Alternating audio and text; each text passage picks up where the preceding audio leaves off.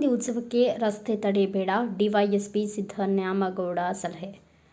ಉಪವಿಭಾಗ ಪೊಲೀಸ್ ಠಾಣೆ ಗಂಗಾವತಿ ಅಧೀಕ್ಷಕರಿಗೆ ಸರ್ವಾಂಗೀಣ ಅಭಿವೃದ್ಧಿ ಹೋರಾಟ ಸಮಿತಿ ಪದಾಧಿಕಾರಿಗಳು ಮನವಿ ಸಲ್ಲಿಸಿದರು.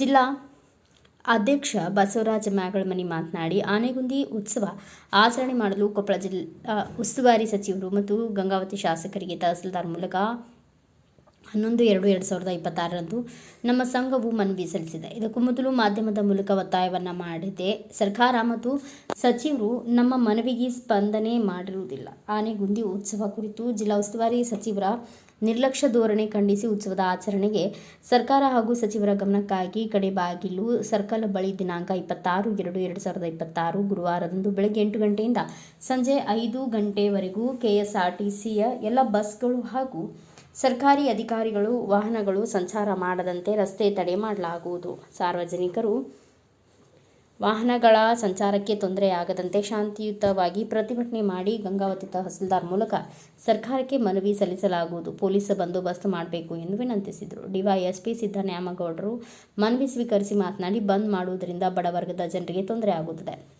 ತಮ್ಮ ಮನವಿಯನ್ನು ಕೂಡಲೇ ಸರ್ಕಾರಕ್ಕೆ ಕಳುಹಿಸಲಾಗುವುದು. ಬಂದ್ ಮಾಡುವುದನ್ನು ಕೈ ಬಿಡಬೇಕು ಎಂದು ಸಲಹೆ ನೀಡಿದರು. ಈ ಸಂದರ್ಭದಲ್ಲಿ ಚಂದ್ರು ನಿಸರ್ಗ, ಜಡಿಯಪ್ಪ ಹಂಚಿನಾಳ್, ರಾಘವೇಂದ್ರ ಕಡೇಬಾಗಿಲು, ಬಸವರಾಜ ನಾಯಕ್, ರಾಮಣ್ಣ, ರುದ್ರಾಕ್ಷಿ ಮಂಜುನಾಥ, ಚನ್ನದಾಸರ್, ಭೋಗೇಶ್, ಆನೆಗುಂದಿ, ಪಂಪಾಪತಿ ಕುರಿ ಮತ್ತಿತರರು ಉಪಸ್ಥಿತರಿದ್ದರು.